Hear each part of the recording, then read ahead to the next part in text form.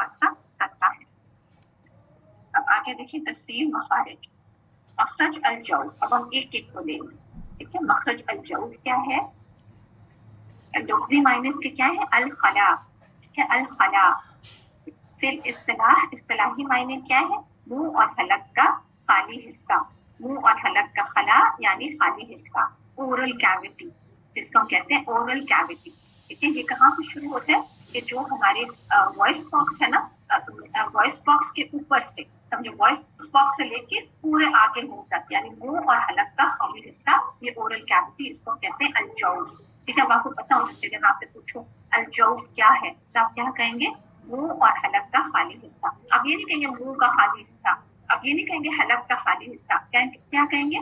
मुंह और हलक का खाली हिस्सा, अल-जौज़। इसमें एक ही मखरज खासा है और वो है अल-जौज़, यानी अल-जौज़ मखरज आम भी है और अल-जौज़ मखरज खास भी है, ठीक है।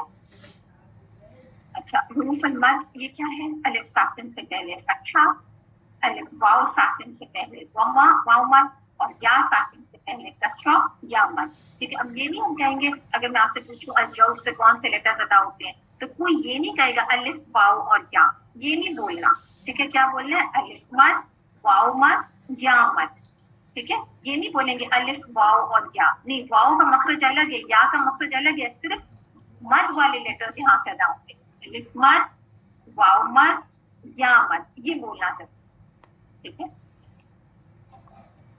ठीक है। अलिफ मद, वाव मद और या मद, ठीक है। अच्छा, इसी की मिसाल आगे देते हैं। नूहीहा, नू वाव मद, ही या मद, हा अलिफ मद, ठीक है। इसी तरह ऊतीना, वाव मद, या मद, अलिफ मद, ऊतीना, कितना हम इसको कोई करते हैं? टू टू का।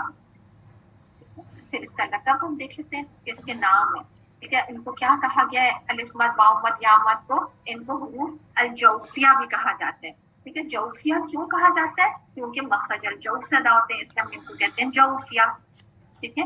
मदिया भी इनको कहा जाता है, क्यों? क्योंकि ये हुरूफ अल-मद है, इसलिए इनको मदिया लेटर्स भी कहते हैं, ठीक है। और इनको हवाइया भी कहते हैं, क्योंकि ये हवा पे खत्म होते हैं, ठीक है। हवा पे खत्म होते हैं, यानी जितना लंबा हमारा सांस होता है ना, वहां तक उसकी आवाज होती है। जैसे देखिए,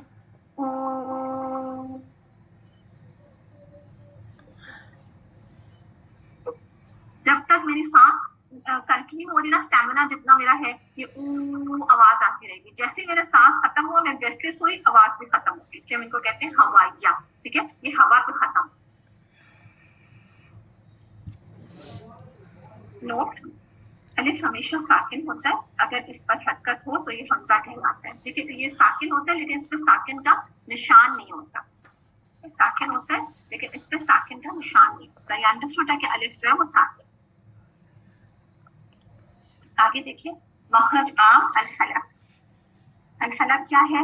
मखरज आम अल-हलक, इसमें 3 मखरज खास है और 6 हुरूफ अदा होते हैं, ठीक है। मखरज, अब ये हलक देखें जो बना हुआ है, ड्रॉ हुआ है आपकी बुक में नेक्स्ट पेज में, ठीक है। इसमें आप देखें वॉइस बॉक्स है, नीचे आवाज की बिल्लिया, बिल्कुल इसके ऊपर जो जगह है उसको हम कहते हैं अक्सर हलक, ठीक है। अक्सा यानी दूर, दूर की मस्जिद है ना, मस्जिद अक्सा यानी दूर की मस्जिद, इससे दूर। ये कहाँ से दूर है? ये जगह मुंह से दूर, इसको हम कहते हैं अक्सर हलक, ठीक है। अक्सर हलक ये कौन सी जगह है? आवाज की टिबिया के बिल्कुल ऊपर और मुंह से दूर, ठीक है। यहाँ से कौन से लेटर अदा होते हैं? हमजा, हा, हमजा थोड़ा सा नीचे, हा थोड़ा सा, ठीक है, हमजा हा।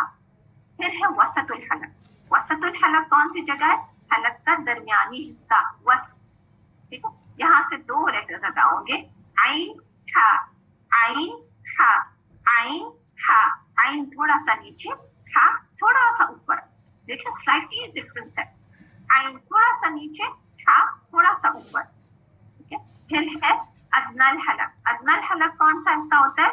जो कि मुंह के करीब होता है। अदना यानी करीब, दुनियावी अदना है ना, करीब की चीज, अदना, अदना यानी करीब की चीज। कहाँ से करीब है? मुंह के करीब। यहाँ से कौन से लेटर्स अदा होंगे?